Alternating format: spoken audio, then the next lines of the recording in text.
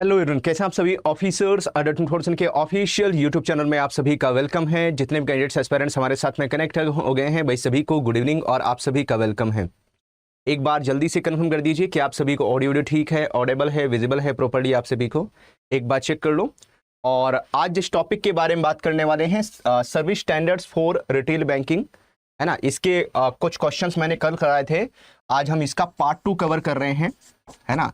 Part 2 cover कर रहे हैं। पार्ट 1 इसका मैं यस्टरडे आपको करवा चुका हूं और यहां पर मेन फोकस रहता है बीसी एसबीआई के ऊपर, ठीक है। बीसी एसबीआई से रिलेटेड क्वेश्चंस जो हैं वो एग्जाम में पूछे जाते हैं। और RBWM retail banking and wealth management एक ऐसा सब्जेक्ट होता है जिसमें आप बड़े आराम से 60+ मार्क्स लेकर आ सकते हैं, 60+ नंबर लेकर आ सकते हैं। और ये एक ऐसा सब्जेक्ट है जो आपके पूरे के पूरे जीआईबी को पास करने में आपकी हेल्प करेगा। तो मैं तो आप सभी को यही बोलूंगा, इस सब्जेक्ट में आप जोरों शोरों से ध्यान जरूर दीजिएगा।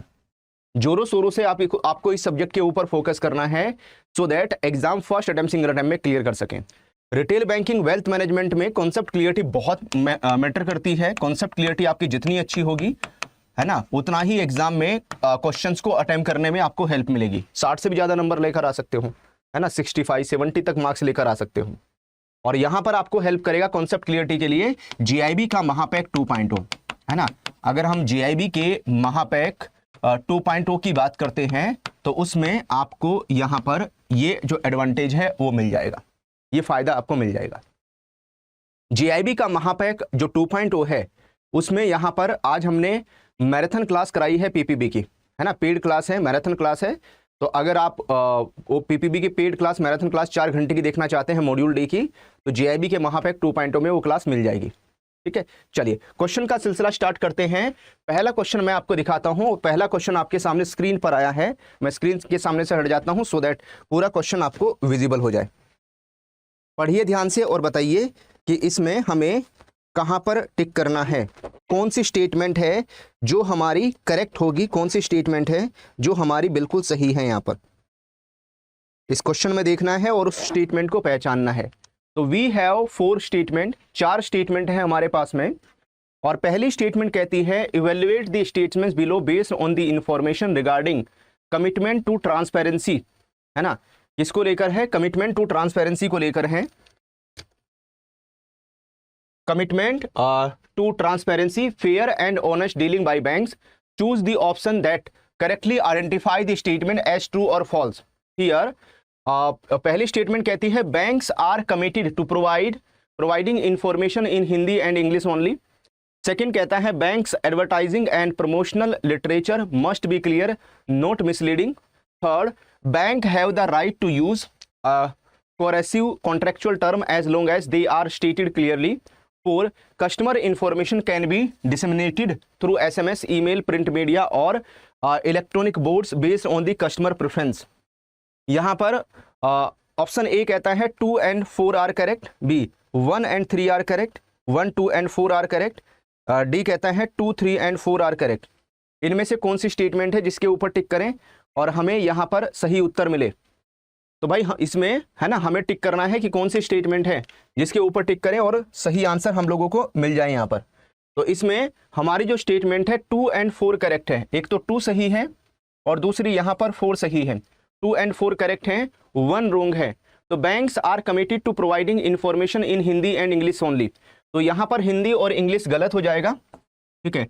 हिंदी और इंग्लिश, ओनली हिंदी और इंग्लिश में ओनली शब्द गलत यूज किया गया है। हिंदी इंग्लिश में इंफॉर्मेशन होती है, लेकिन उसके साथ साथ जो इंफॉर्मेशन है वो यहां पर एप्रोप्रिएट लोकल लैंग्वेज में भी मिल जाएगी, ठीक है। एप्रोप्रिएट जो लोकल लैंग्वेज है उसमें भी, हिंदी में भी, इंग्लिश में भी और एप्रोप्रिएट लोकल लैंग्वेज में भी इंफॉर्मेशन मिल जाएगी। उसके बाद में banks have right to use coercive contractual term. तो भाई यहां पर member bank must ensure customer are not subject to unfair business और मार्केटिंग प्रैक्टिसेस, है ना। तो यहां पर कोरेसिव कॉन्ट्रेक्चुअल टर्म के हिसाब से जो कस्टमर है उसके साथ में कोई अनफेयर या मार्केटिंग प्रैक्टिसेस नहीं होनी चाहिए यहां पर। तो यहां पर जो राइट शब्द है ये गलत यूज हुआ है ना, राइट शब्द नहीं आना चाहिए यहां पर। तो bank use coercive contractual term as long as they are stated clearly, okay. And यहां पर कस्टमर के साथ में कोई भी अनफेयर बिजनेस या मार्केटिंग नहीं होनी चाहिए, ये बैंक को ध्यान रखना है। ये था हमारा क्वेश्चन नंबर 1। क्वेश्चन नंबर 1 के बाद में आते हैं हम लोग क्वेश्चन नंबर 2 में। क्वेश्चन नंबर 2 को देखिए, इस क्वेश्चन का आंसर क्या होगा? Analyse the exerts provide a regarding the banks rights and commitments. तो यहाँ पर अगर हम किसकी, बैंक्स के राइट्स एंड कमिटमेंट्स की बात कर रहे हैं कि बैंक के क्या राइट्स हैं, क्या कमिटमेंट्स हैं, तो we have 4 statement. First, banks are required to display contact details for the banking ombudsman only if a customer grievance is not address at the branch level. Second कहता है the code mandates banks to correct mistakes and cancel any charges resulting from the bank's error as per the bank's compensation policy. Third, the objective of the code include providing banks understanding of MSE business through effective communications. Four, member banks are required to promote competition among MSE to ensure they adhere to banking standards. Here, option A कहता है only 2 and 3 are correct. B कहता है 1 and 4 are correct. C 1, 2 and 3 correct है. D कहता है 2, 3, 4 are correct. इनमें से कौन सा है किसके ऊपर टिक करें हम लोग, कौन सी स्टेटमेंट करेक्ट है यहाँ पर? तो भाई इसमें हमारी 2 नंबर की स्टेटमेंट करेक्ट है, एक तो 2 हमारी करेक्ट हो जाएगी और एक हमारी 3 करेक्ट है। तो इट मीन्स 1 and 4 रॉन्ग है। तो पहली स्टेटमेंट रॉन्ग क्यों है? Banks are required to display contact details for the banking ombudsman only if a customer grievance is not raised at the branch level. तो यहां पर ये गलत है कि ओनली बैंकिंग ओम्बड्समैन की जो डिटेल है उसी को पब्लिश करें, तो ओनली शब्द यहां पर गलत यूज किया गया है। जब डिटेल पब्लिश करने की बात आएगी तो bank must display banking ombudsman's contact detail in the branch for the customer information with no condition that it is only after a grievance is unaddressed, है ना। अगर यहां पर ब्रांच लेवल पर कस्टमर की जो कंप्लेन है उसको रिजोल्व नहीं किया जाता, if a customer grievance is not address at the branch level, तो ऐसा नहीं है कि यहां पर ब्रांच लेवल पर उसकी जो कंप्लेन है उसको एक्सेप्ट नहीं किया जाता। तो यहां पर जो भी एस्केलेटिंग अथॉरिटी है उसकी डिटेल भी शेयर करेंगे, प्रोसेस शेयर करेंगे, और जो भी यहां पर उसके जुरिस्डिक्शन में बैंकिंग ओम्बड्समैन आएगा, है ना, उसकी डिटेल शेयर करेंगे और उसको यहां पर प्रॉपर गाइडेंस प्रोवाइड करेंगे। तो ओनली शब्द यहां पर गलत यूज हुआ है। चलिए उसके बाद में 4, member banks are required to promote competition among MSC to ensure they adhere to banking standards. तो भाई member banks are required to promote competition, क्या ये सही है? Code aims to encourage market forces through competition to achieve higher operating standards, है ना। यहां पर जो हायर ऑपरेटिंग स्टैंडर्ड्स हैं वो यहां पर अचीव करें। तो ये बैंक्स के ऑपरेशंस को लेकर हैं, not promoting competition among the MSc. जो यहां पर माइक्रो स्मॉल एंटरप्राइजेस हैं उसमें यहां पर कंपटीशन को प्रमोट करने की कोई बात ही नहीं है। जो एमएससी है उसको यहां पर प्रॉपर सर्विसेज मिले, यहां पर उसकी बात है। तो 4th वाली जो स्टेटमेंट है हमारी रॉन्ग है। तो हमारी 1 रॉन्ग है, 4th रॉन्ग है, 2nd सही है और 3rd सही है। चलिए आ जाते हैं हम लोग क्वेश्चन नंबर 3 में। क्वेश्चन नंबर 3 को देखते हैं। क्वेश्चन नंबर 3 क्या कहता है? According to the experts on BCSBI code compliance rating, है ना, जो यहां पर BCSBI कोड कंप्लायंस रेटिंग है, evaluate the following statements regarding the rating system and select the correct answer. तो यहां पर आपको जो रेटिंग सिस्टम है उसको देखना है और उसके बाद में करेक्ट आंसर आपको बताना है। तो ये रेटिंग सिस्टम के बारे में हमने कल बात की थी। तो फर्स्ट कहता है the highest weightage is given to the parameter of customer centricity in the BCSBI compliance rating. Second कहता है score of 75 would categorise a bank's compliance rating as high. Third कहता है BCSBI uses the technical assistance of rating agency CRISIL for the compliance rating. And 4, transparency is given the lowest weightage among the parameter for compliance rating. तो कल आपको class में एक table आपको show किया था, कल क्लास में पूरा एक टेबल आपको दिखाया था, और उस टेबल में हमने कौन से पैरामीटर को कितनी रेटिंग है, कौन से पैरामीटर को कितनी रेटिंग है, इसको लेकर हमने बात की थी। यहां पर उसी से रिलेटेड ये क्वेश्चन है, ठीक है, ध्यान से पढ़िए। ऑप्शन ए कहता है only 1 and 3 are correct, B 2 and 4 are correct, C 1 and 4 are correct, D 1, 3 and 4 are correct. इनमें से कौन सा है जो हमारे करेक्ट आंसर को बताएगा?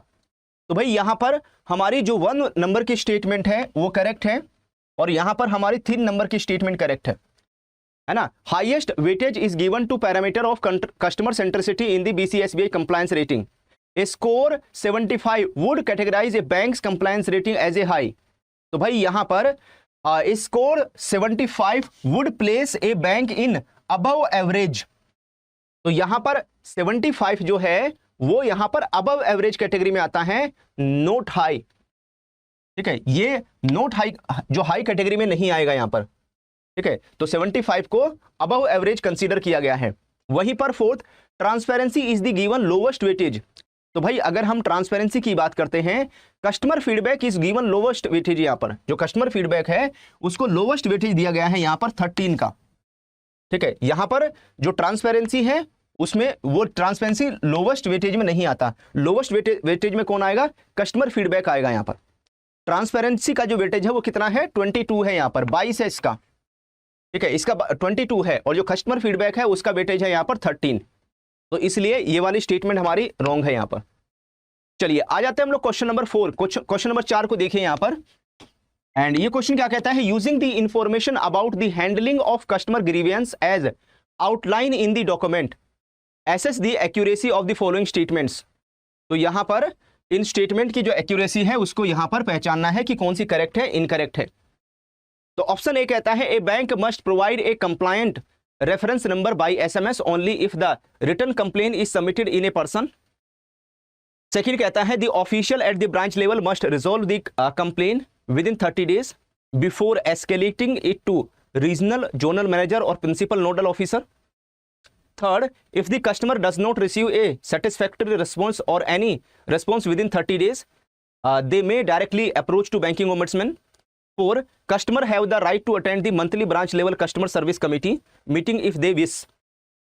Here, option A कहता है only 2 and 4 are correct. B कहता है 3 and 4 correct हो जाएगा. C कहता है 1, 3, 4 correct है. D कहता है 1, 2 and 3 correct है.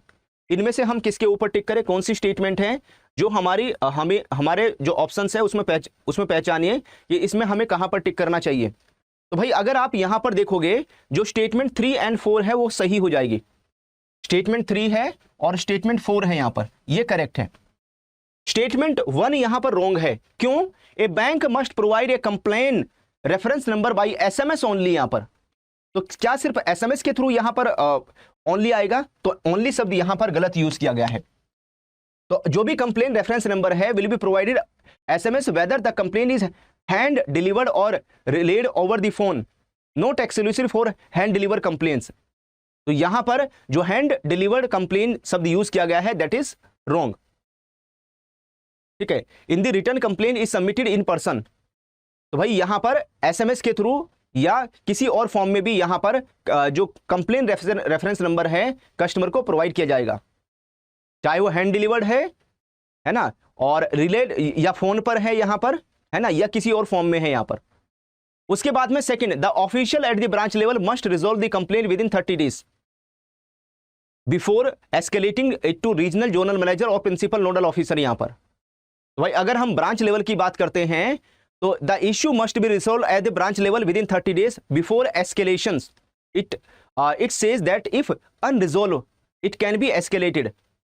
तो भाई यहां पर अगर हम किसकी बात करते हैं, जो भी ऑफिशियल है ब्रांच लेवल पर हो या किसी भी लेवल पर हो, यहां पर 30 days में जो प्रॉब्लम है वो रिजॉल्व हो जानी चाहिए यहां पर। ठीक है, तो issue must be resolve at a branch level within 30 days, 30 दिन में यहां पर रिजॉल्व हो जाना चाहिए यहां पर जो भी कंप्लेन आई है। ठीक है, और उसके बाद में अगर हम लोग बात करते हैं यहां पर 30 दिन के अंदर अगर 30 दिन के अंदर रिजॉल्व नहीं होती तो ऐसे केस में, ठीक है, 30 दिन में अगर रिजॉल्व नहीं होती तो फिर यहां पर जो केस है वो बैंकिंग ओम्बड्समैन में चला जाएगा। वो कहां पर? बैंकिंग ओम्बड्समैन में। तो यहां पर ये रिजॉल्व की जगह क्या आना चाहिए? अनरिजॉल्व आना चाहिए। The official at the branch level must resolve the complain within 30 days before escalating to regional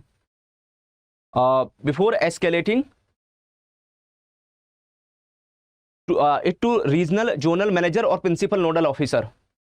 ठीक है, तो अगर यहां पर अगर ब्रांच लेवल पर, है ना, जो कंप्लेन है अगर वो अनरिजॉल्व रहती है ना, मस्ट बी रिजॉल्व नहीं आएगा।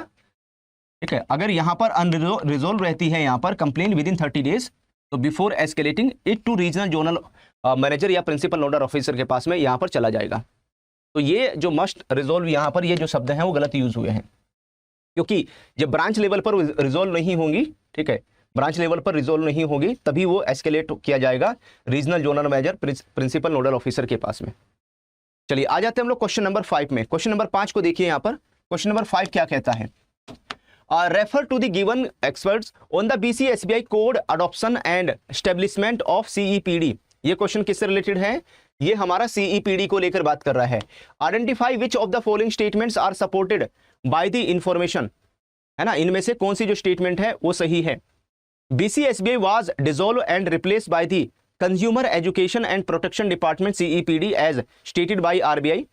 सेकंड कहता है following the adoption of the code of bank's commitment to customer, the voluntary codes of IBA becomes mandatory for all the banks। Third, integrated ombudsman scheme 2021 combine banking ombudsman scheme 2006 and two other schemes into a single platform। Four, member banks that are not member of BCSBI are exempt from following any code including fair practice code for credit card operations। Here option A कहता है 1, 3 and 4 correct है, B 2 and 4 correct है, सी 1, 2 and 3 correct है, D 1 and 3 are correct. इनमें से हम किसके ऊपर टिक करें, कौन सा है जो हमारे करेक्ट आंसर को इंडिकेट करेगा। तो यहां पर 1 and 3, एक तो हमारी 1 वाली स्टेटमेंट है वो सही है, BCSBI वाज डिसॉल्व और उसको रिप्लेस करके CEPD आ गया जो RBI ने इंट्रोड्यूस किया।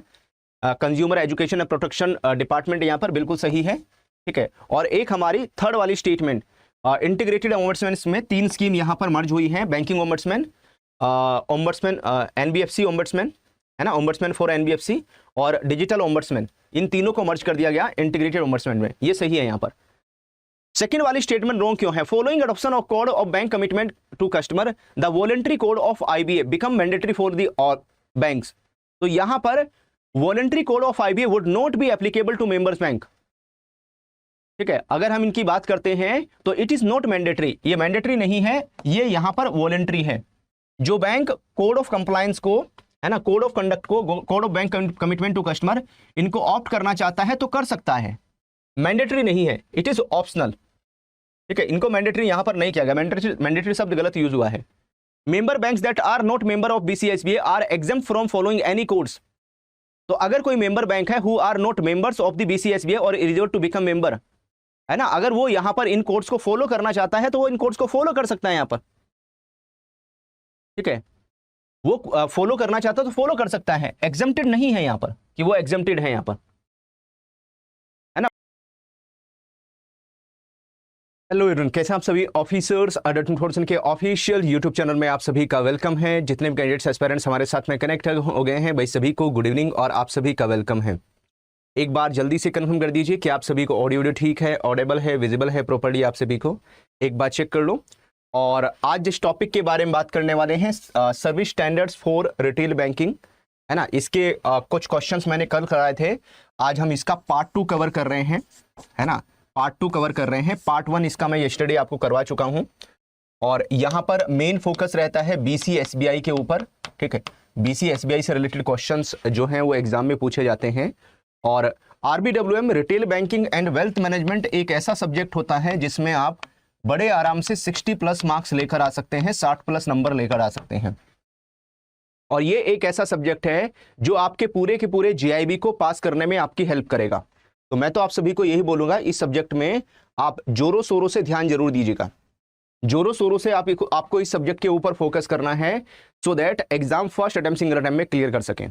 रिटेल बैंकिंग वेल्थ मैनेजमेंट में कॉन्सेप्ट क्लियरिटी बहुत मैटर करती है। कॉन्सेप्ट क्लियरिटी आपकी जितनी अच्छी होगी, है ना, उतना ही एग्जाम में क्वेश्चंस को अटेम्प्ट करने में आपको हेल्प मिलेगी। 60 से भी ज्यादा नंबर लेकर आ सकते हो, है ना, 65 70 तक मार्क्स लेकर आ सकते हो।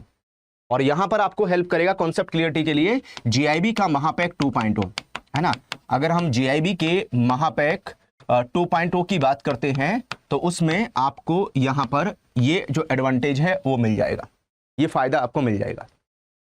GIB का महापैक जो 2.0 है उसमें यहां पर आज हमने मैराथन क्लास कराई है PPB की, है ना, पेड क्लास है, मैराथन क्लास है।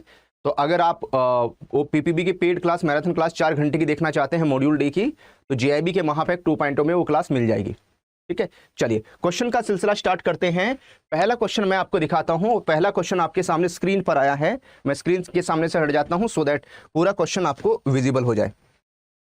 पढ़िए ध्यान से और बताइए कि इसमें हमें कहां पर टिक करना है, कौन सी स्टेटमेंट है जो हमारी करेक्ट होगी, कौन सी स्टेटमेंट है जो हमारी बिल्कुल सही है। यहां पर इस क्वेश्चन में देखना है और उस स्टेटमेंट को पहचानना है। तो वी हैव 4 स्टेटमेंट, 4 स्टेटमेंट है हमारे पास में। और पहली स्टेटमेंट कहती है evaluate the statements below based on the information regarding commitment to transparency, है ना। किसको लेकर है? कमिटमेंट टू ट्रांसपेरेंसी को लेकर है। Commitment to transparency, fair and honest dealing by banks, choose the option that correctly identify the statement as true और false. Here पहली स्टेटमेंट कहती है banks are committed to providing information in Hindi and English only. Second कहता है banks advertising and promotional literature must be clear, not misleading. Third, bank have the right to use coercive contractual term as long as they are stated clearly. 4, customer information can be disseminated through SMS, email, print media or electronic boards based on the customer preference. यहाँ पर option A कहता है 2 and 4 are correct, B 1 and 3 are correct, 1, 2 and 4 are correct, D कहता है 2, 3 and 4 are correct. इनमें से कौन सी statement है जिसके ऊपर टिक करें और हमें यहाँ पर सही उत्तर मिले? तो भाई इसमें है ना, हमें टिक करना है कि कौन सी स्टेटमेंट है जिसके ऊपर टिक करें और सही आंसर हम लोगों को मिल जाए यहाँ पर। तो इसमें हमारी जो स्टेटमेंट है 2 and 4 करेक्ट है। एक तो 2 सही है और दूसरी यहाँ पर 4 सही है। 2 and 4 करेक्ट है, 1 रॉन्ग है। तो banks are committed to providing information in Hindi and English only. तो यहाँ पर हिंदी और इंग्लिश गलत हो जाएगा, ठीक है। हिंदी और इंग्लिश, ओनली हिंदी और इंग्लिश में नहीं, ओनली शब्द गलत यूज किया गया है। हिंदी इंग्लिश में इंफॉर्मेशन होती है, लेकिन उसके साथ साथ जो इंफॉर्मेशन है वो यहां पर एप्रोप्रिएट लोकल लैंग्वेज में भी मिल जाएगी, ठीक है। एप्रोप्रिएट जो लोकल लैंग्वेज है उसमें भी, हिंदी में भी, इंग्लिश में भी और एप्रोप्रिएट लोकल लैंग्वेज में भी इंफॉर्मेशन मिल जाएगी। उसके बाद में banks have right to use coercive contractual term. तो भाई यहां पर member bank must ensure customer are not subject to unfair business और मार्केटिंग प्रैक्टिसेस, है ना। तो यहां पर कोरेसिव कॉन्ट्रेक्चुअल टर्म के हिसाब से जो कस्टमर है उसके साथ में कोई अनफेयर या मार्केटिंग प्रैक्टिसेस नहीं होनी चाहिए यहां पर। तो यहां पर जो राइट शब्द है ये गलत यूज हुआ है ना, राइट शब्द नहीं आना चाहिए यहां पर।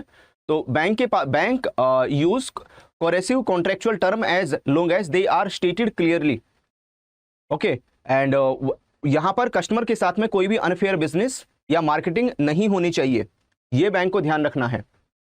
ये था हमारा क्वेश्चन नंबर 1। क्वेश्चन नंबर 1 के बाद में आते हैं हम लोग क्वेश्चन नंबर 2 में। क्वेश्चन नंबर 2 को देखिए, इस क्वेश्चन का आंसर क्या होगा?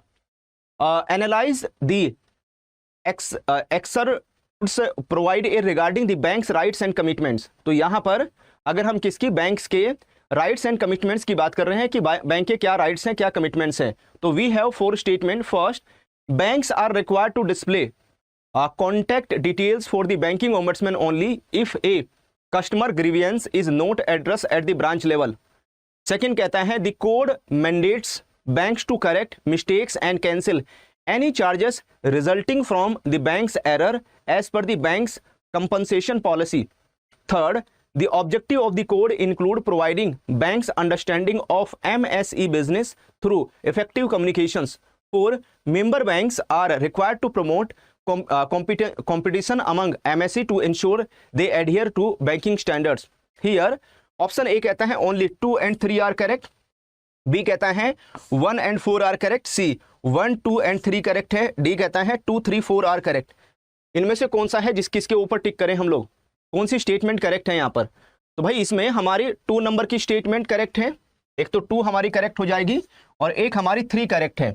तो इट मीन्स 1 and 4 रॉन्ग है। तो पहली स्टेटमेंट रॉन्ग क्यों है? Banks are required to display contact details for the banking ombudsman only if a customer grievance is not raised at the branch level. तो यहां पर यह गलत है कि ओनली बैंकिंग ओम्बड्समैन की जो डिटेल है उसी को पब्लिश करें। तो ओनली शब्द यहां पर गलत यूज किया गया है।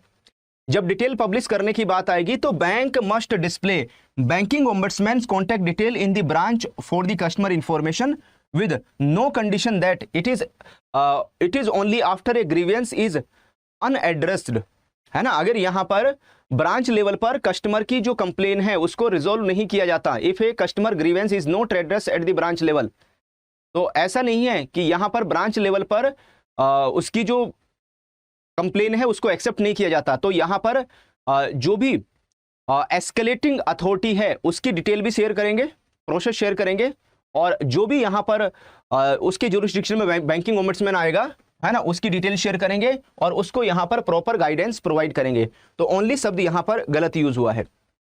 चलिए, उसके बाद में 4, member banks are required to promote competition among MSC to ensure they adhere to banking standards. तो भाई member banks are required to promote competition, क्या ये सही है? Code aims to encourage market forces through competition to achieve higher operating standards, है ना, यहां पर जो हायर ऑपरेटिंग स्टैंडर्ड्स हैं वो यहां पर अचीव करें। तो ये बैंक्स के ऑपरेशंस को लेकर हैं, not promoting competition among the MSc.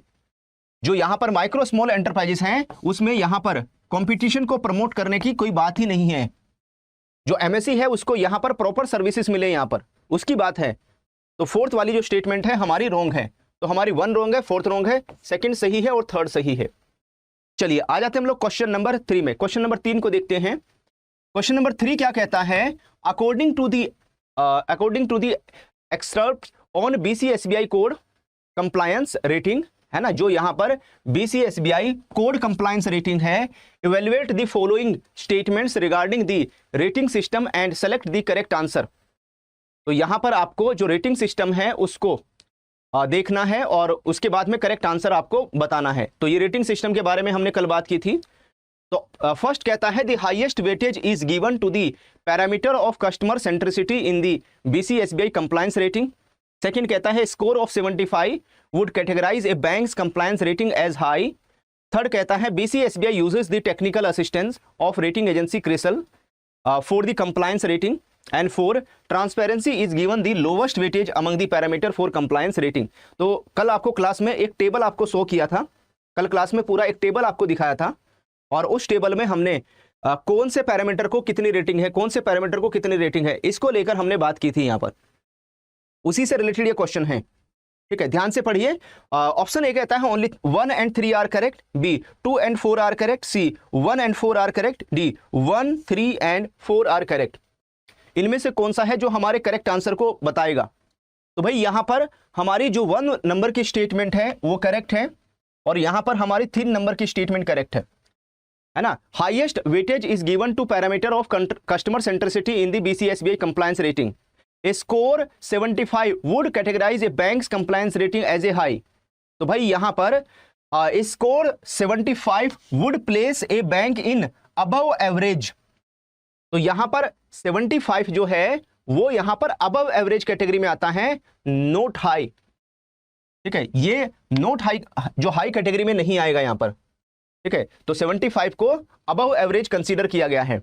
वहीं पर 4th transparency is the given lowest weightage.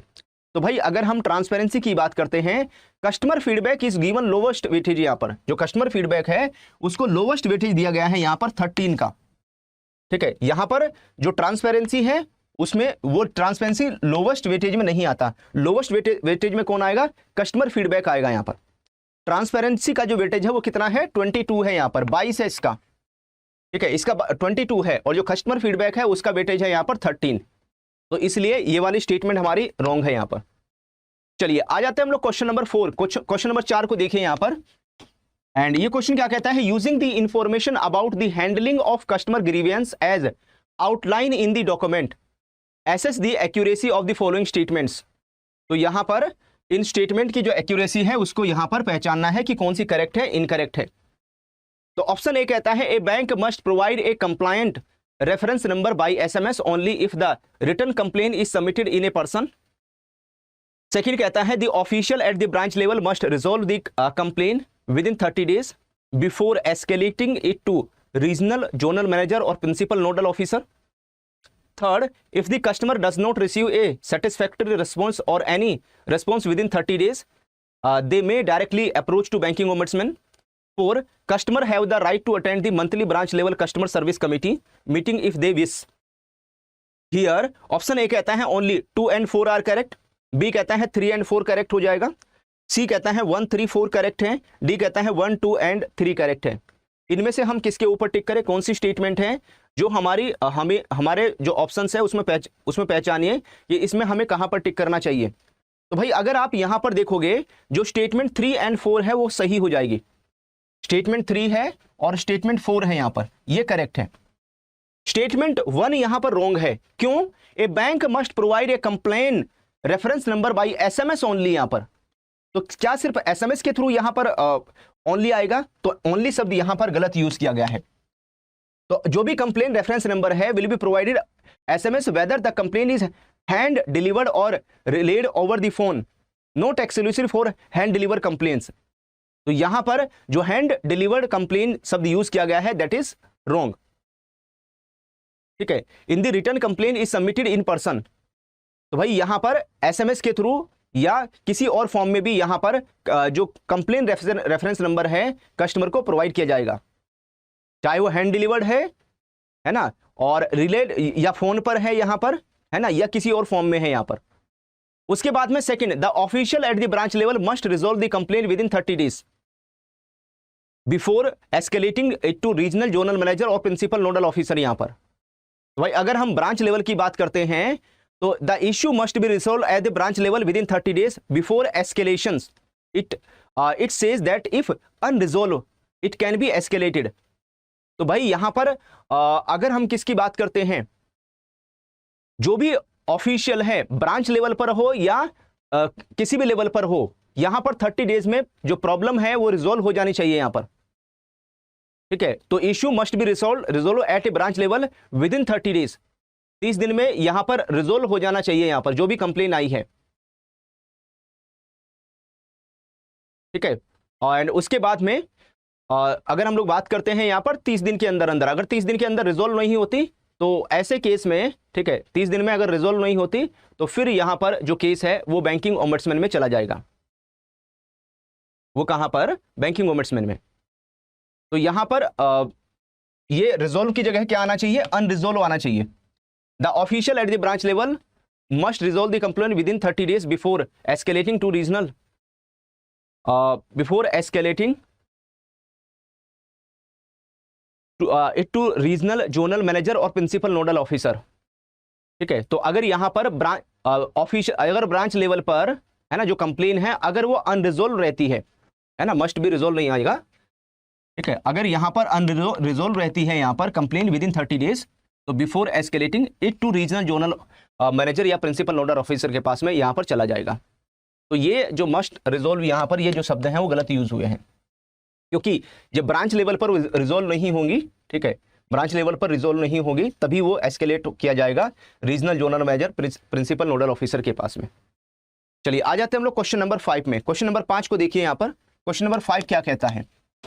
Refer to the given experts on the BCSBI code adoption and establishment of CEPD। ये क्वेश्चन किससे रिलेटेड है? ये हमारा CEPD को लेकर बात कर रहा है। Identify which of the following statements are supported by the information, है ना, इनमें से कौन सी जो स्टेटमेंट है वो सही है। BCSBI was dissolve and replace by the consumer education and protection department CEPD as stated by RBI। Second कहता है following the adoption of the code of banks commitment to customer the voluntary codes of IBA becomes mandatory for all the banks. Third, integrated ombudsman scheme 2021 combine banking ombudsman scheme 2006 and 2 other schemes into a single platform.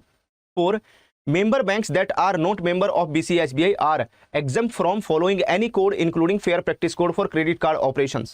Here option A कहता है 1, 3 and 4 correct है, B 2 and 4 correct है, सी 1, 2 and 3 correct है, D 1 and 3 are correct. इनमें से हम किसके ऊपर टिक करें? कौन सा है जो हमारे करेक्ट आंसर को इंडिकेट करेगा? तो यहां पर 1 and 3, एक तो हमारी 1 वाली स्टेटमेंट है वो सही है, BCSBI वाज डिसॉल्व और उसको रिप्लेस करके CEPD आ गया जो RBI ने इंट्रोड्यूस किया, consumer education and protection department यहाँ पर बिल्कुल सही है। ठीक है, और एक हमारी थर्ड वाली स्टेटमेंट इंटीग्रेटेड ओम्बड्समैन में 3 स्कीम यहाँ पर मर्ज हुई है, बैंकिंग ओम्बड्समैन, NBFC ओम्बड्समैन, है ना, ओम्बड्समैन फॉर NBFC और डिजिटल ओम्बड्समैन, इन तीनों को मर्ज कर दिया गया इंटीग्रेटेड ओम्बड्समैन में, ये सही है यहाँ पर। सेकंड वाली स्टेटमेंट रॉन्ग क्यों है? Following adoption of code of bank commitment to customer the voluntary code of IBA become mandatory for the all banks. तो यहां पर voluntary code of IBA would not be applicable to members bank. ठीक है, अगर हम इनकी बात करते हैं तो इट इज नॉट मैंडेटरी, ये मैंडेटरी नहीं है, ये यहां पर वॉलंटरी है। जो बैंक कोड ऑफ कंप्लायंस को, है ना, कोड ऑफ कंडक्ट को, code of bank commitment to customer, इनको ऑप्ट करना चाहता है तो कर सकता है, मैंडेटरी नहीं है, इट इज ऑप्शनल। ठीक है, इनको मैंडेटरी यहां पर नहीं किया गया, मैंडेटरी शब्द गलत यूज हुआ है। Member banks that are not member of BCSBA are exempt from following any codes. तो अगर कोई मेंबर बैंक है who are not members of the BCSBA और एलिजिबल टू बिकम मेंबर, है ना, अगर वो यहां पर इन कोड्स को फॉलो करना चाहता है तो वो इन कोड्स को फॉलो कर सकता है यहां पर। ठीक है, वो फॉलो करना चाहता है तो फॉलो कर सकता है, एग्जेम्प्टेड नहीं है यहां पर कि वो एग्जेम्प्टेड है यहां पर, है ना, वो दीज आर नॉट एग्जेम्प्टेड यहां पर। तो एग्जेम्प्टेड शब्द गलत यूज किया गया है यहां पर, तो ये स्टेटमेंट हमारी रॉन्ग हो जाती है यहां पर। तो ये थे 5 क्वेश्चन, 5 क्वेश्चन हैं एंड अच्छे लेवल के क्वेश्चन आपको प्रोवाइड किए गए हैं। सभी क्वेश्चंस को अटेम्प्ट करके आपने कितना स्कोर किया है जल्दी से आप मेरे साथ में शेयर कर दीजिए। हेलो एवरीवन, कैसे हैं आप सभी। ऑफिसर्स अडल्ट इन्फॉर्मेशन के ऑफिशियल यूट्यूब चैनल में आप सभी का वेलकम है। जितने भी कैंडिडेट्स एस्पिरेंट्स हमारे साथ में कनेक्ट हो गए हैं सभी को गुड इवनिंग और आप सभी का वेलकम है। तो सबसे पहले तो मुझे भाई एक बात कंफर्म कर दूं, क्या आप सभी को ऑडियो वीडियो ठीक है, ऑडिबल है, विजिबल है, आवाज आ रही है आप सभी को प्रॉपर्ली? एक बार जल्दी से कंफर्म कर दीजिए। अगर ऑडियो वीडियो ठीक है तो हम लोग बढ़ेंगे आगे और डिस्कशन करेंगे। यहाँ पर वेरी इंपॉर्टेंट क्वेश्चंस का डिस्कशन करने वाले हैं, क्योंकि आरबीडब्ल्यूएम का एग्जाम सबसे पहले होगा, नजदीक आ रहा है। तो ऐसे केस में एग्जाम में कैसे क्वेश्चन आएंगे, किस लेवल के क्वेश्चंस आएंगे, सबसे पहला हमारा वही डिस्कशन रहेगा। तो आज इस सेशन में मैं आप सभी को एग्जाम लेवल के जो क्वेश्चंस हैं उसकी तैयारी कराने वाला हूं, क्योंकि आरबीडब्ल्यूएम का जो पेपर है, जिस तरह का पेपर लास्ट टाइम रहा था उसी टाइप का जो पेपर है अब की बार भी रह सकता है। तो मॉड्यूल डी मैं ये क्वेश्चन आपको पेड क्लासेस के अकॉर्डिंग करवा रहा हूं। आप retail banking and wealth management की पेड क्लासेस अटेंड कर रहे हैं, किस टाइम पर? डेली आपको 8 PM पर पेड क्लासेस मिल रही हैं, किसमें? जीआईबी के महापैक 2.0 में। तो वहां पर आजकल हम एक टॉपिक डिस्कस कर रहे हैं जिसका नाम है, मॉड्यूल डी का एक टॉपिक है जिसका नाम है इन्वेस्टमेंट मैनेजमेंट। तो वहां पर हमने कॉन्सेप्ट के बारे में बात की थी, तो वहां पर मैंने आपको इसका जो कॉन्सेप्ट है वो बताया था, कॉन्सेप्ट इज पावर। ठीक है, तो उसी के बेसिस पर क्वेश्चन की प्रैक्टिस करेंगे। जिनके पास में जीआईबी का महापैक नहीं है, लिंक वीडियो के डिस्क्रिप्शन में है, क्लिक करके एनरोलमेंट कर लेना और इस टॉपिक को अच्छे से कवर करना। आज इसका हम पार्ट 2 कवर करने वाले हैं, 8 PM पर जो क्लास होगी। तो यूनिट नंबर 24 है ना, ये आरबीडब्ल्यूएम की रिटेल बैंकिंग वेल्थ मैनेजमेंट की, this is the unit number 24। चलिए शुरू करते हैं। तो सबसे पहला क्वेश्चन आपके सामने स्क्रीन पर है, select the statements that correctly describe the concept of investment, है ना। अगर हम इसकी बात करते हैं, इनमें से कौन सी है ना, इनमें से कौन सी जो स्टेटमेंट है उस स्टेटमेंट को करेक्टली डिस्क्राइब कीजिए, सेलेक्ट कीजिए, जो इन्वेस्टमेंट के कॉन्सेप्ट को बिल्कुल बेहतर तरीके से बताएगी, है ना, जो इन्वेस्टमेंट के कॉन्सेप्ट को यहां पर सही तरीके से डिफाइन करती है। तो वी हैव 4 स्टेटमेंट, 4 स्टेटमेंट है हमारे पास में। पहली स्टेटमेंट है, investment is simply money saved from income after all expenditure have been paid. उसके बाद में बी है यहां पर, investing always guarantees a return in the future.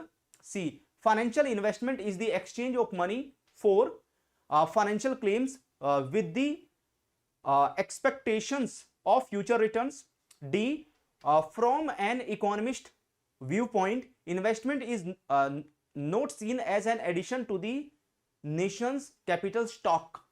Here of statement 1 कहती है यहां पर only A and C are correct.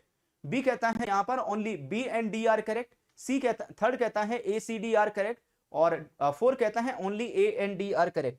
तो भाई पूरे स्क्रीन पर क्वेश्चन ही आ रहा है, तो मुझे थोड़ा सा साइड होना पड़ रहा है सो दैट आप इसको अच्छे से पढ़ सके। वीडियो को लाइक जरूर कर लेना सो दैट सारे क्वेश्चन को अगेन आप रिवाइज भी कर पाए, है ना, रिवीजन पर्पस के लिए सारे क्वेश्चंस आपके अकाउंट में सेव हो जाए। तो भाई यहां पर अगर मैं पहली स्टेटमेंट की बात करूं, investment is simply the money saved from income after all expenditure have been paid. तो यहां पर ए वाली स्टेटमेंट बिल्कुल करेक्ट है ना, ए स्टेटमेंट बिल्कुल सही है, और सी वाली स्टेटमेंट बिल्कुल सही। यहां पर investing always guarantees a return in the future. तो मैंने आपको क्लास में बताया था कि इन्वेस्टमेंट में हमेशा कोई भी गारंटी नहीं होती रिटर्न की। ठीक है, कोई भी यहां पर जो भी फंड मैनेजर होगा, ठीक है, जो भी फंड मैनेजर होगा या इन्वेस्टमेंट जो भी एडवाइस करेगा, वो कभी भी यहां पर गारंटी नहीं प्रोवाइड करेगा कि हम फ्यूचर में आपको इतना रिटर्न जनरेट करके देंगे ही देंगे। ठीक है, तो कोई नहीं यहां पर जनरेट, है ना, कोई नहीं यहां पर गारंटी देता है यहां पर। तो कभी कभी तो यहां पर लॉस भी हो जाता है, कभी कभी तो नुकसान भी हो जाता है। From an economist view point investment is not seen as addition to the nation's capital stock. तो नोट शब्द यहां पर गलत यूज हुआ है। अगर आप देखोगे तो economist do view point as net addition to the nation capital stock and productive assets. तो ऐसे केस में जो भी यहां पर इन्वेस्टमेंट किया जाता है, जो भी यहां पर इन्वेस्टमेंट होता है, वो कंट्री के कैपिटल स्टॉक में एडिशन होता है, यहां पर उसमें एड ऑन होते हुए चलता है यहां पर। तो ऐसे जो हमारा एक बी रॉन्ग है यहां पर और डी रॉन्ग है, ए सही है और सी सही है यहां पर। चलिए बढ़ते हम लोग आगे क्वेश्चन नंबर 2 की तरफ। क्वेश्चन नंबर 2 को देखिए यहां पर, ये क्वेश्चन क्या कहता है, evaluate the following statement based on the characteristics and elements of the investment and choose the option that identifies the correct statement. इनमें से कौन सी जो स्टेटमेंट है करेक्टली यहां पर डिफाइन करेगी, जो करेक्ट है यहां पर। तो वी हैव 4 स्टेटमेंट, 4 स्टेटमेंट है यहां पर भी हमारे पास में। पहली स्टेटमेंट कहती है कि main goal of any investment is to minimize return and maximize risk. B कहता है liquidity in investment means an investor can easily sell their investment without incurring significant cost. C कहता है safety principle in investment guarantees a fixed return over the investment period. और D investment management is exclusively concerned with the buying and selling of the financial assets. तो option 1 कहता है only B correct statement है। Option second कहता है कि ए and C correct है यहां पर। थर्ड कहता है B and D are correct. Four कहता है none of the statements are correct. तो यहां पर हमारी एक ही स्टेटमेंट करेक्ट है और वो है हमारी बी वाली स्टेटमेंट। बी हमारी सही है यहां पर, है ना, जो बी वाली स्टेटमेंट है that is correct. Main goal of any investment is minimize return and maximize risk, यहां पर गलत है ये, है ना। किसी भी इन्वेस्टमेंट का जो गोल होता है वो यहां पर रिटर्न को मैक्सिमाइज करना है ना, जो रिटर्न है उसको मैक्सिमाइज करना है और जो रिस्क है रिस्क को यहां पर मिनिमाइज करना। ठीक है, तो यहां पर अदला बदली हो जाएंगे दोनों शब्द, इसलिए पहली स्टेटमेंट रॉन्ग है। बी तो हमारी सही है। C safety principle in investment guarantees a fixed return. तो सेफ्टी प्रिंसिपल्स यहां पर investment guarantees a fixed return over the investment period. तो ऐसा नहीं है कि जो सेफ्टी प्रिंसिपल्स हैं वो यहां पर गारंटीज की बात करता है। ठीक है, यहां पर गारंटीज रिटर्न की बात नहीं करता, वो जो सेफ्टी प्रिंसिपल है वो कहता है यहां पर कि भाई जितना पैसा आपने लगाया है, जो आपकी प्रिंसिपल अमाउंट है, आपकी प्रिंसिपल अमाउंट यहां पर सेफ रहेगी। जो सेफ्टी प्रिंसिपल है वो प्रिंसिपल अमाउंट को सेफ रखने की बात करता है यहां पर। Investment management is exclusively concern with the buying and selling of the financial assets यहां पर। तो अगर हम इन्वेस्टमेंट मैनेजमेंट की बात करते हैं, ठीक है, तो उसका मतलब ये नहीं है यहां पर, इसका मतलब है यहां पर कि जो इन्वेस्टमेंट मैनेजमेंट है वो यहां पर ट्रेडिंग से ज्यादा किसकी बात करता है, यहां पर ट्रेडिंग से ज्यादा devising strategy of the portfolio बनाने की बात करता है यहां पर, है ना।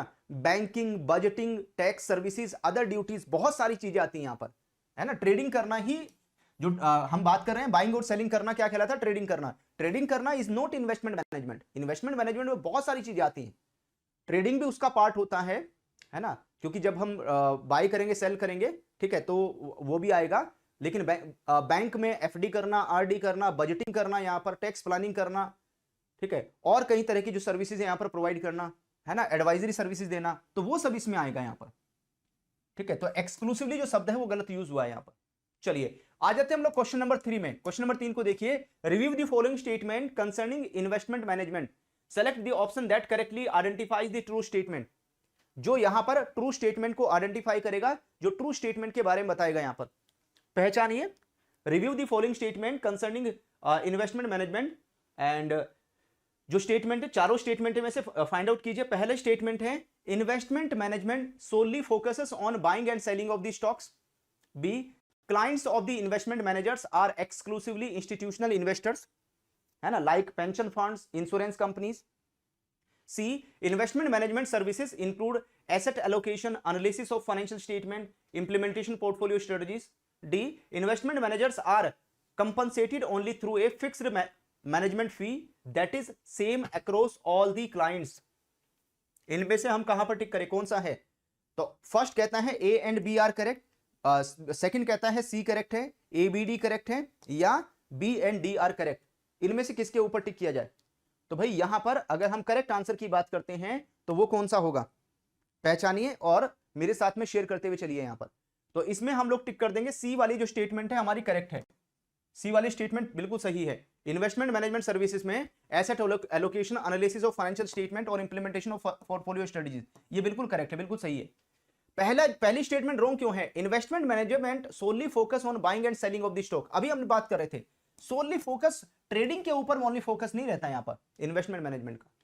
तो इन्वेस्टमेंट मैनेजमेंट का not just buying and selling the stock, है ना, यहां पर financial planning, coordinating the assets, है ना, पोर्टफोलियोज क्रिएट करना, यहां पर रिटायरमेंट प्लानिंग करना, वो सब चीजें आ जाएगी इसमें, ठीक है। उसके बाद में बी वाली statement, clients of the investment manager are exclusively institutional investors like pension funds and insurance companies. तो client of the investment managers यहां पर कोई इंस्टीट्यूशनल इन्वेस्टर भी हो सकता है और कोई इंडिविजुअल भी हो सकता है यहां पर, है ना। जो एक्सक्लूसिवली इंस्टीट्यूशनल की बात कर रहा है तो गलत है यहां पर, तो वो either individual either institutional investors, दोनों में से कोई सा भी हो सकता है यहां पर। उसके बाद में investment manager are compensated only through a fixed management fee that is the same across all the clients. तो भाई यहां पर जो भी इन्वेस्टमेंट मैनेजर्स होते हैं उन्हें ओनली फिक्स्ड मैनेजमेंट फीस ही नहीं मिलती उनको यहां पर, ठीक है, ओनली शब्द गलत यूज हुआ है यहां पर। तो फिक्स्ड जो फी है उसके साथ साथ उनको जो फिक्स्ड फी जो रेंज है यहां पर फीस की वो 0.35% से 2% रहती है। जो इनको फी मिलती है वो फिक्स नहीं होती, 0.35% से, ठीक है, कितना रहती है यहां पर, है ना। अगर हम किसकी बात करते हैं, जो 0.35% से 2% यहां पर रहती है, ठीक है। तो ये रेंज करेगा यहां पर, है ना, it will be range on 0.35% से 2% की जो रेंज है उसमें रहेगा यहां पर, इस रेंज में आ जाएगा।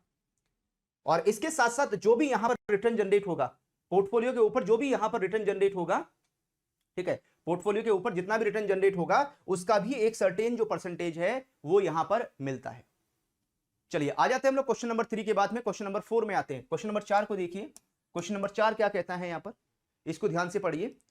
क्वेश्चन नंबर 4 कहता है कि consider the following statement pertaining to the steps in the investment management and identify the correct statement. Correct statement बताइए यहां पर भी हमारे पास 4 है, 4 स्टेटमेंट है।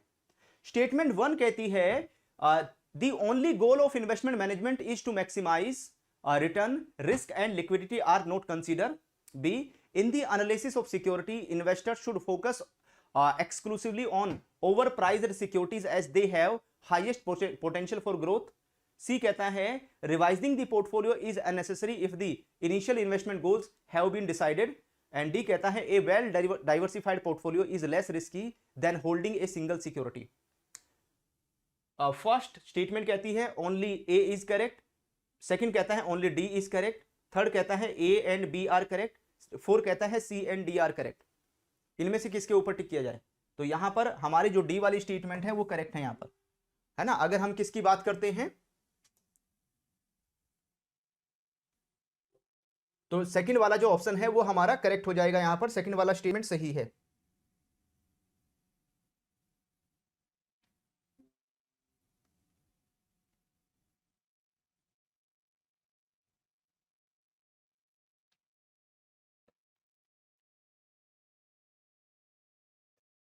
चलिए तो ये हमारा क्वेश्चन नंबर 4 है, इसमें हम किसके ऊपर टिक कर देंगे,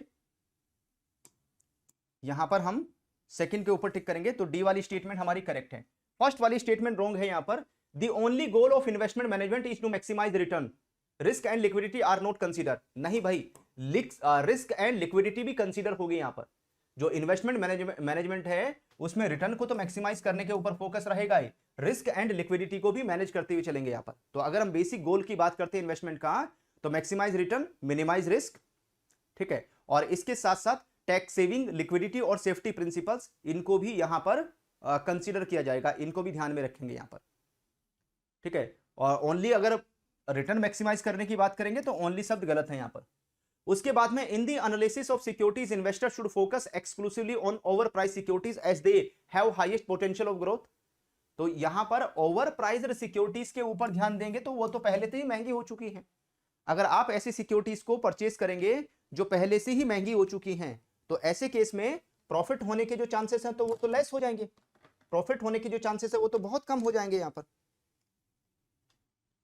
है ना। अगर हम प्रॉफिट के चांसेस की बात करते हैं तो प्रॉफिट के जो चांसेस हैं वो तो बहुत कम हो जाएंगे यहां पर। तो ऐसे केस में ओनली हम यहां पर किसके ऊपर फोकस करें, ओनली यहां पर प्रॉफिट बनाने के ऊपर फोकस करेंगे तो इट इज रॉन्ग यहां पर, है ना, ये गलत है। चलिए आगे बढ़ते हैं, नेक्स्ट मूव करेंगे। तो ऐसे केस में जब भी हम बात करेंगे analysis of securities should consider both under price and over price securities. जब भी एनालिसिस करेंगे तो over price securities and under price securities को हमेशा कंसीडर करेंगे यहां पर। तो investors are guided by the standard principles of investment, है ना, कि यहां पर कम रेट पर बाय करें, बाय लो और सेल हाई। तो सीधा सा फंडा है मार्केट का कि यहां पर कम रेट पर खरीदो और ज्यादा रेट पर बेच दो, यहां पर बिल्कुल सिंपल फंडा है।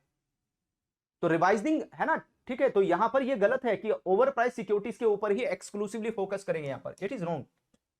सी revising the portfolio is unnecessary, unnecessary this is wrong, गलत है यहां पर। पोर्टफोलियो को रिवाइज करना भी जरूरी है। Portfolio revision depends on the result appraisal.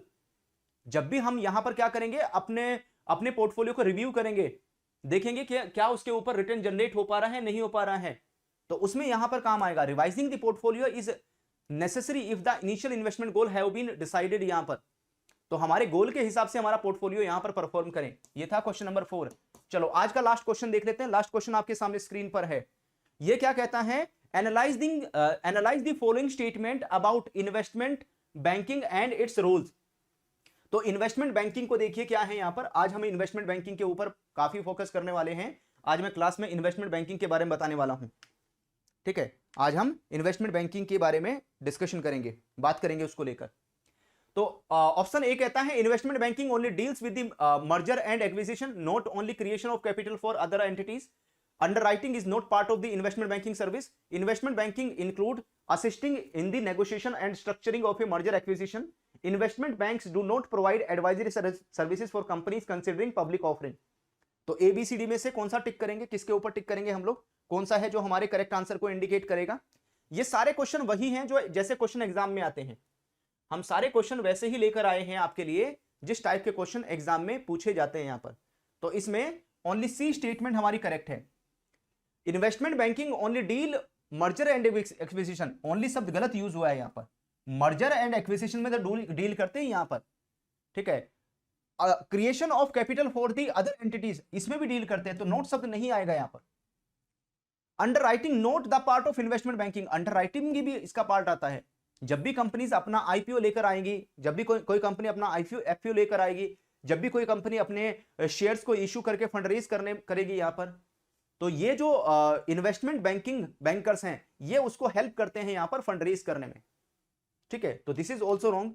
उसके बाद में investment banking include assisting the negotiation and structuring of A merger and acquisition, यहां पर तो दैट इज करेक्ट, ये तो सही है यहां पर। चौथा क्यों गलत है, फोर्थ वाली statement, investment bank do not provide advisory services, it is wrong. जो इन्वेस्टमेंट बैंक है वो एडवाइजरी सर्विसेज भी प्रोवाइड करते हैं यहां पर कंपनीज को। जो भी यहां पर कंपनी अपना शेयर्स पब्लिकली इशू कर रही है, जो कंपनी आईपीओ वगैरह लेकर आ रही है, उनको एडवाइजरी सर्विसेज भी देते हैं। और आज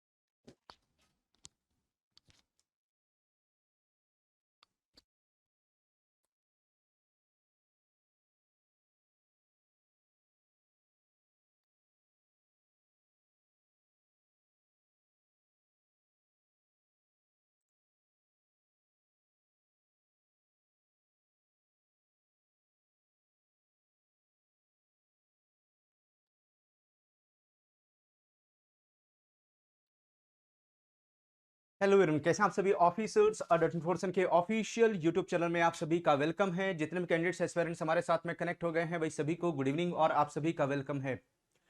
एक बार जल्दी से कंफर्म कर दीजिए कि आप सभी को ऑडियो वीडियो ठीक है, ऑडिबल है, विजिबल है प्रॉपर्ली आप सभी को। हम एक टॉपिक आपके साथ में डिस्कस कर रहे हैं, एक टॉपिक को लेकर बात कर रहे हैं और जिस टॉपिक का नाम है यहाँ पर इन्वेस्टमेंट मैनेजमेंट, है ना। जिस टॉपिक का नाम है इन्वेस्टमेंट मैनेजमेंट, तो इन्वेस्टमेंट मैनेजमेंट के बारे में हम लोग डिस्कशन कर रहे हैं और इन्वेस्टमेंट मैनेजमेंट का आज हम पार्ट 2 कवर कराने वाले हैं। इसका मैं पार्ट 1 आपको यस्टरडे कंप्लीट करा चुका हूं, आज इसका हम पार्ट 2 लेकर आए हैं और यही टॉपिक हमने RBWM retail banking and wealth management की पेड क्लासेस में भी कवर किया है। तो आप में से जिनका वहां पर कॉन्सेप्ट क्लियर हो चुका है तो आपको काफी बेनिफिट मिलेगा इन क्वेश्चंस को अटेम्प्ट करने में, क्योंकि आपने कॉन्सेप्ट पढ़ लिया है 8 PM पर जो आपको पेड क्लास प्रोवाइड की गई थी RBWM की, रिटेल बैंकिंग वेल्थ मैनेजमेंट की जो हमने आपको पेड क्लास प्रोवाइड की थी, है ना। उसमें आपका कॉन्सेप्ट क्लियर हो चुका है, ठीक है। और आज उसी से रिलेटेड क्वेश्चंस आपको मिलने वाली हैं। ये क्लासेस कहाँ पर मिल रही हैं? ये क्लासेस चल रही हैं GIB के महापैक 2.0 में। अगर आपके पास GIB के महापैक 2.0 का नहीं है तो उसका लिंक वीडियो के डिस्क्रिप्शन में है, क्लिक करें और GIB के महापैक 2.0 को ज्वाइन करें और इन पेड क्लासेस को अटेंड करना स्टार्ट करो डेली बेसिस पर, तो आपको बहुत फायदा मिलेगा जितने भी क्वेश्चंस आपको प्रैक्टिस करवाए जा रहे हैं। चलिए शुरू करते हैं एंड पहला क्वेश्चन आपके सामने स्क्रीन पर आ रहा है। पहला क्वेश्चन स्टेटमेंट बेस्ड क्वेश्चन रहेगा, ठीक है। तो 3 क्वेश्चंस बहुत हाई लेवल के रहेंगे एंड 3-4 क्वेश्चंस में आज आपको कुछ हाफ मार्क्स और 1 मार्क्स वाले कराने वाला हूं। ये क्वेश्चन जो है ये 2 मार्क्स वाला क्वेश्चन है आपके सामने स्क्रीन पर। Analyze the statement below and select the option that correctly identifies the true statement concerning services offered by full service investment bank। जो फुल सर्विस इन्वेस्टमेंट बैंक जो सर्विस ऑफर करता है, जो सर्विस प्रोवाइड करता है, उसको लेकर हमारे पास में 4 स्टेटमेंट है। तो इनमें से कौन सी स्टेटमेंट है जो हमारी करेक्ट होगी? स्टेटमेंट 1 कहती है full service investment banks do not engage in the sales and trading of securities in the secondary market. B कहता है underwriting services in investment banking include a firm commitment, best efforts and all or none agreements. उसके बाद में C वाली statement कहती है कि equity research is not a service typically offered by full service investment banks. And D asset management only pertains to the management of the bank's own investment and does not include clients assets. Here option 1 कहता है कि A and B are correct. Option second कहता है B is correct. C कहता है A, B and C are correct. 4 कहता है C and D are correct. इनमें से हम किसके ऊपर टिक करें? कौन सा है जो हमारे करेक्ट आंसर को इंडिकेट करेगा? वीडियो को लाइक जरूर कर लेना सो दैट सारे क्वेश्चंस आपके अकाउंट में सेव हो जाएं। जब भी आप इन क्वेश्चंस की प्रैक्टिस करना चाहें, प्रैक्टिस के लिए सारे क्वेश्चंस आपके पास अवेलेबल रहना चाहिए। फाइंड कीजिए इसमें से करेक्ट स्टेटमेंट कौन सी है। तो यहां पर सिर्फ हमारे पास में एक ही करेक्ट स्टेटमेंट है और वो है बी वाली जो करेक्ट स्टेटमेंट है। Full service investment bank do not engage in sales and trading. तो यहां पर नोट शब्द गलत यूज हुआ है, तो यहां पर सेल्स एंड जो ट्रेडिंग एक्टिविटीज हैं सिक्योरिटीज में सेल्स एंड ट्रेडिंग जो फ्रंट ऑफिस है, ठीक है, फुल सर्विस इन्वेस्टमेंट बैंक वो यहां पर काम करता है। तो सेल्स एंड ट्रेडिंग का काम होता है यहां पर। नोट शब्द गलत यूज हुआ है। बी तो सही है। C equity research is not a service typically offered by full service investment bank. तो इक्विटी रिसर्च भी यहां पर की जाती है, नोट शब्द नहीं आएगा, ठीक है। नोट शब्द गलत यूज हुआ है यहां पर। तो इक्विटी रिसर्च भी यहां पर full service investment bank provide करते हैं। Asset management only pertains the management of banks own investment and does not include client assets. तो भाई यहां पर जो एसेट मैनेजमेंट है ओनली शब्द नहीं आएगा, गलत है यहां पर। एंड अपने खुद के ही एसेट्स को मैनेज करते हैं, ये बात गलत है। यहां पर जो इन्वेस्टमेंट बैंक है अपने जो क्लाइंट है कैसेट अपने जो क्लाइंट हैं उनकी जो एसेट्स हैं उनको यहाँ पर, है ना, उनके इन्वेस्टमेंट को मैनेज करने का जो काम है वो एसेट मैनेजमेंट में कवर होता है यहाँ पर। तो इट इज रॉन्ग यहाँ पर, ये भी स्टेटमेंट रॉन्ग हो जाएगी यहाँ पर। तो फॉर ए, सी और डी ये 3 स्टेटमेंट रॉन्ग है, एक स्टेटमेंट करेक्ट है, ओनली बी। चलिए ईच एंड एवरी स्टेटमेंट को पढ़िए, आपकी रेंज में है क्वेश्चन। ये अगर आपने कल पॉइंट पढ़ा है 8 PM पर जो आपको पेड क्लास प्रोवाइड की थी हमने RBWM की, अगर उसमें यूनिट नंबर 24 को आपने कवर किया है तो 100% आप करेक्ट आंसर टिक करेंगे। चलिए आगे बढ़ते हैं। उसके बाद में नेक्स्ट आता है क्वेश्चन नंबर 2। क्वेश्चन नंबर 2 को देखिए यहां पर, investment bank organizational structure assess the following statements and select the correct option. जो करेक्ट ऑप्शन है उसको सेलेक्ट कीजिए। ऑप्शन ए कहता है middle office is primarily responsible for generating revenue for the investment bank. B risk management and compliance are functions of the back office in an investment bank. C front office consist of investment banking, sales and trading and research divisions. D the back office role is engaged in activities such as capital raising and direct client interactions. First कहता है only A and B are correct, second B and C are correct, third only C is correct, fourth कहता है A, B and D are correct. इनमें से हम किसके ऊपर टिक करें? ध्यान से पढ़िए और शेयर करते चलिए। तो इन्वेस्टमेंट बैंक का जो ऑर्गेनाइजेशन स्ट्रक्चर है, तो वहां पर फ्रंट ऑफिस है ना, मिडिल ऑफिस और बैक ऑफिस, ये तीनों के तीनों ऑफिस होते हैं यहाँ पर। तो इसको लेकर हमारी एक ही स्टेटमेंट सही है और वो है ओनली सी वाली स्टेटमेंट सही है यहाँ पर। जो मिडिल ऑफिस है primary responsible for generating revenue for the investment bank, तो ये काम मिडिल ऑफिस का नहीं होता, ये तो फ्रंट ऑफिस का होता है ना। ये काम किसका है? फ्रंट ऑफिस का है यहाँ पर। Revenue for investment bank in generated by the front office, ये काम मिडिल ऑफिस थोड़ी करता है यहाँ पर, ये काम तो फ्रंट ऑफिस का होगा, रेवेन्यू जनरेट करना यहाँ पर। Risk management and compliance are functions of back office, तो अगर रिस्क मैनेजमेंट और कंप्लायंस की बात करते हैं तो ये काम मिडिल ऑफिस का रहता है यहाँ पर। Risk management, financial control, corporate treasury, corporate strategy, compliance functions, है ना, ये काम किसका? ये तो सारा का सारा जो काम है वो मिड ऑफिस का होता है, ये बैक ऑफिस के अंडर में थोड़ी आता है, ठीक है। उसके बाद में front office consist on investment banking, sales, trading and research divisions यहाँ पर, एंड जो सी वाली स्टेटमेंट करेक्ट है। Back office role is engage in activities such as capital raising and direct client interactions यहाँ पर। तो भाई जो अगर हम बैक ऑफिस की बात करते हैं तो बैक ऑफिस प्रोवाइड करता है support activities, operational and technological activities यहाँ पर प्रोवाइड करता है, ना कि कैपिटल रेजिंग और या यहाँ पर जो डायरेक्ट क्लाइंट इंटरेक्शन है ये फ्रंट ऑफिस का काम होता है, ठीक है। ये काम जो है फ्रंट ऑफिस करता है, ना कि बैक ऑफिस, तो इसलिए ये स्टेटमेंट भी हमारी इनकरेक्ट है। चलिए आ जाते हैं हम लोग क्वेश्चन नंबर 3 में। क्वेश्चन नंबर 3 को देखिए, evaluate the following statement and choose the option that correctly identify the true statement about investment management and investment banking. अगर हम इन्वेस्टमेंट मैनेजमेंट और इन्वेस्टमेंट बैंकिंग को लेकर बात करते हैं तो इनमें से कौन सी स्टेटमेंट हमारी यहां पर सही होगी? तो we have option number A कहता है investment managers typically assist with initial public offering IPO। B कहता है investment bankers are primarily involved in providing buy and sell recommendations for stocks। C कहता है debt issuance such as bond offering is service usually associated with the investment management। और D कहता है investment managers may offer services like estate and retirement planning।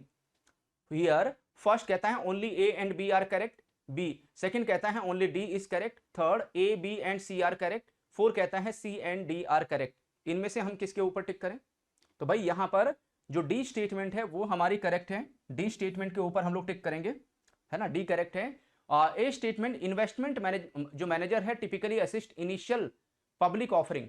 तो भाई अगर हम किसकी जो helping with IPO is function of investment bankers, है ना, ये काम इन्वेस्टमेंट मैनेजर्स का नहीं है, ये काम ये जो हेल्प है वो कौन प्रोवाइड करता है? इन्वेस्टमेंट बैंकर्स की तरफ से ये हेल्प प्रोवाइड की जाती है जो IPO है, IPO के थ्रू फंड रेज करने में। वहीं पर बी वाली statement investment banker are primarily involve providing buy and sell recommendation for the stocks. तो इन्वेस्टमेंट जो मैनेजर्स हैं, ठीक है, जो इन्वेस्टमेंट ये काम इन्वेस्टमेंट बैंकर्स नहीं करते हैं, ये काम कौन करते हैं? इन्वेस्टमेंट मैनेजर करते हैं यहाँ पर buy and sell recommendation of the stocks. कौन से शेयर्स को बाय करना है, कौन से किसको सेल करना है, ये किसकी तरफ से? इन्वेस्टमेंट मैनेजर्स की तरफ से ये रिकमेंडेशंस आती हैं यहाँ पर।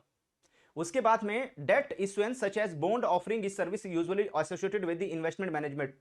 तो यहां पर अगर हम किसकी बात करते हैं, service of debt issuance, bond offering, ये इन्वेस्टमेंट बैंकिंग का पार्ट है ना, जो बॉन्ड वगैरह इशू किए जाते हैं, बॉन्ड वगैरह इशू करके उसके थ्रू फंड रेज किया जाता है, तो this is the part of investment bankers. ये इन्वेस्टमेंट बैंकर्स का काम है, ना कि इन्वेस्टमेंट मैनेजमेंट का। ओके, एंड उसके बाद में डी वाली तो हमारी सही है, डी वाली स्टेटमेंट में तो कोई दिक्कत ही नहीं। इन्वेस्टमेंट मैनेजर में ऑफर सर्विस लाइक एस्टेट और रिटायरमेंट प्लानिंग, ठीक है, दैट इज करेक्ट। चलिए आ जाते हैं अगले क्वेश्चन की तरफ, विच ये हाफ मार्क्स वाले क्वेश्चन हैं। अब हम लोग जो अभी क्वेश्चन ये जो क्वेश्चन कर रहे थे, ये 2 नंबर के और 1 नंबर वाले क्वेश्चन हैं, ये क्वेश्चन आधे नंबर वाले हैं। तो हाफ मार्क्स वाले क्वेश्चन देख लीजिए कैसे बनते हैं। Which of the following best describe the reason some individual save money instead of spending it immediately.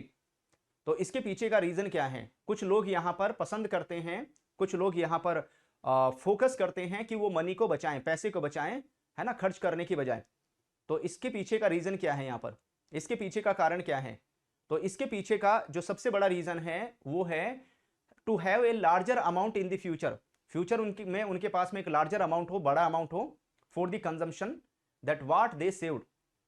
ठीक है, जो भी वो बचाएंगे सो दैट उनका जो फ्यूचर है वो यहां पर सुरक्षित रहे, है ना, फ्यूचर उनका यहां पर सिक्योर रहे। तो इसके लिए वो अभी से पैसा बचाना स्टार्ट करते हैं, पैसा बचाते हुए चलते हैं। तो यहां पर हमारा जो आंसर है वो कौन सा है? सी। तो ये था क्वेश्चन नंबर 4। क्वेश्चन नंबर 4 के बाद आते हैं क्वेश्चन नंबर 5 में। क्वेश्चन नंबर 5 को देखो, what is the equation mention to understand saving. Saving के लिए इनमें से कौन सी जो इक्वेशन है वो सही से काम करेगी? यहां पर इनमें से कौन सी इक्वेशन है जो बिल्कुल करेक्टली काम करेगी? Expenditure equal to income minus saving, income equal to expenditure plus saving, saving equal to income minus expenditure, D income equal to saving multiply expenditure. कौन सा है जो करेक्ट होगा? यस। तो यहां पर अगर हम सेविंग्स की बात करते हैं तो इनकम में से जब एक्सपेंडिचर को माइनस करेंगे तब यहां पर जो सेविंग्स है वो कैलकुलेट होकर आएगी। इसमें हम सी के ऊपर टिक करेंगे। चलिए आ जाते हैं हम लोग क्वेश्चन नंबर 6 में। क्वेश्चन नंबर 6 को देखते हैं। When savings are given to individual और institutions with the aim of earning a future return it becomes income, expenditure, investment या बोरोइंग। इसको क्या बोलेंगे? क्या बन जाएगा यहां पर, है ना? जब यहां पर कोई भी जो सेविंग्स है किसी इंडिविजुअल को प्रोवाइड दिया है या किसी इंस्टीट्यूशन को दिया है और उसका मेन एम है यहां पर कि फ्यूचर में जो एक रिटर्न है, अच्छा खासा रिटर्न यहां पर जनरेट करके दे, है ना, अच्छा खासा रिटर्न जनरेट हो यहां पर, तो ये क्या बन जाएगा? इसको इनकम, एक्सपेंडिचर, इन्वेस्टमेंट या बोरोइंग किस नाम से जाना जाएगा यहां पर? तो ये है हमारा क्वेश्चन नंबर 6। तो ये हमारे लिए क्या हो जाएगा? It will be part of investment, है ना। जिसको क्या क्या रखेंगे? ये इन्वेस्टमेंट का पार्ट हो जाएगा। इसमें हम सी के ऊपर टिक करेंगे। सी हमारा करेक्ट आंसर रहेगा इस क्वेश्चन को लेकर। चलिए आ जाते हैं क्वेश्चन नंबर 6 के बाद आते हैं क्वेश्चन नंबर 7 में। क्वेश्चन नंबर 7 को देखिए, who among the following might invest their surplus money for a future return. इनमें से कौन है यहां पर जो अपने पैसे को इन्वेस्ट करेगा, सरप्लस मनी को इन्वेस्ट करेगा सो दैट फ्यूचर में एक अच्छा खासा जो रिटर्न है वो जनरेट हो? ऑप्शन ए कहता है only banks and financial institutions, B only corporate entities, C only government entities, D individual corporate entities, banks, financial institution, NGO and government. तो यहां पर फ्यूचर में एक अच्छा खासा रिटर्न जनरेट करने के लिए सरप्लस मनी के ऊपर, चाहे वो इंडिविजुअल हो, कॉर्पोरेट एंटिटीज हो, बैंक्स हो, फाइनेंशियल इंस्टीट्यूशन हो, एनजीओ हो या गवर्नमेंट हो, ये सभी के सभी यहां पर क्या करते हैं? ये अपने सरप्लस मनी को इन्वेस्ट कर देते हैं सो दैट फ्यूचर में अच्छा खासा रिटर्न इनके लिए जनरेट हो। क्वेश्चन नंबर 7 के बाद आते हैं हम लोग क्वेश्चन नंबर 8 में। क्वेश्चन नंबर 8 को देखिए, what best describe perspective of investors. अगर हम इन्वेस्टर्स के पर्सपेक्टिव की बात करते हैं तो इनमें से कौन सा है जो इसको यहां पर बेहतर तरीके से डिस्क्राइब करेगा, जो बेहतर तरीके से बताएगा, है ना? What describe perspective of investors. तो here are 4 options. Option A कहता है इंडिविजुअल और institution that primary consume all their money, B कहता है firms that operate with a deficit, C individual और institution with surplus fund avail for the activities beyond immediate consumption, and D individuals that prefer to keep all their money under the mattress. तो यहां पर जो भी individual या institution है वो अपने सरप्लस फंड को avail for the activities beyond immediate consumption, तो इमीडिएट कंज्यूम नहीं करते, वो इन्वेस्टमेंट कर देते हैं सो दैट फ्यूचर में एक अच्छा खासा रिटर्न उनके लिए जनरेट होता रहे यहां पर। तो इसमें हम सी के ऊपर टिक करेंगे। चलिए आ जाते हैं हम लोग क्वेश्चन नंबर 9 में। क्वेश्चन नंबर 9 को देखिए, यहां पर क्वेश्चन नंबर 9 क्या कहता है? विच of the following best describe the aspect of risk in the investment. अगर हम इन्वेस्टमेंट में रिस्क को ध्यान में रखेंगे, है ना, अगर रिस्क के मीनिंग को समझेंगे तो यहां पर इन्वेस्टमेंट में जो रिस्क होता है उसका मतलब क्या है यहां पर, है ना? What is the meaning of risk? तो ऑप्शन ए कहता है certainty of sacrificing present consumption, B कहता है guarantee of a return in the future, C uncertainty associated with receiving a future return, and D net addition made to nation's capital stock. यहां पर इनमें से किसके ऊपर टिक करें? तो भाई जब भी हम रिस्क की बात करते हैं तो रिस्क यहां पर किसके साथ एसोसिएटेड रहेगा? रिस्क एक अनसर्टेनिटी है यहां पर, है ना। रिस्क का मतलब है एक अनसर्टेनिटी जो एसोसिएटेड है आपके इन्वेस्टमेंट के साथ में, यानी यहां पर फ्यूचर में जो रिटर्न जनरेट होगा, जो फ्यूचर में रिटर्न आता है यहां पर, ठीक है, वो अनसर्टेन है। वो सर्टेन नहीं है कि आएगा या आ गया, आ भी सकता है और नहीं भी आ सकता है यहाँ पर, है ना, will be depend on the situation. चलिए आज का last question, question number 10, question number 10 आपके सामने स्क्रीन पर आ रहा है और इसको देखिए यहां पर, from a financial managers perspective how is investment best defined. अगर हम मैनेजर जो एक फाइनेंशियल मैनेजर्स है उसके पर्सपेक्टिव से देखें यहां पर, तो जो इन्वेस्टमेंट है आप उसको बेस्ट तरीके से कैसे डिफाइन करेंगे। ऑप्शन ए कहता है exclusively buying physical assets like gold और silver, B allocating money to assets expecting a yield in income और गेन ओवर टाइम, सी कहता है adding to nation's capital stock, D purchasing only shares and bonds. तो answer इसमें पहले से आ रहा है allocating money to assets expecting a yield in income और गेन ओवर टाइम यहां पर, तो आंसर हमारा बी हो जाएगा। तो दीज आर द 10 क्वेश्चंस जो हमने इस टॉपिक के डिस्कस किए हैं। तो 2 मार्क्स वाले 5 क्वेश्चंस मैंने कल प्रोवाइड किए थे, 10 क्वेश्चंस आप आज प्रोवाइड कर दिए, तो टोटल आपके पास में हो जाते हैं 15 क्वेश्चंस।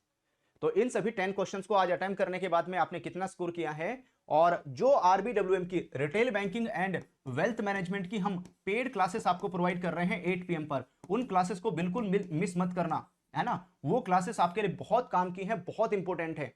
और ये क्लासेस कहां पर, जीआईबी के महापैक 2.2 में जो क्लास मिल रही है डेली आपको 8 PM पर पेड क्लास, उसको जरूर ज्वाइन करें, क्योंकि वहां पर हम फोकस करते हैं किसके ऊपर, concept is power, concept clarity के ऊपर हम बहुत फोकस करते हैं वहां पर, है ना, कॉन्सेप्ट क्लियरिटी के ऊपर बहुत ध्यान देते हैं, ठीक है। तो क्योंकि एग्जाम को आपको पास कराएगा कॉन्सेप्ट क्लियरिटी आपकी जितनी अच्छी होगी, एग्जाम को पास करने में आपको उतनी ही हेल्प मिलेगी। और रिटेल बैंकिंग वेल्थ मैनेजमेंट पे 60 से ज्यादा मार्क्स आप लेकर आ सकते हैं with the help of GIB का महापैक 2.0, जिसका लिंक वीडियो के डिस्क्रिप्शन में है, या डायरेक्टली आप क्या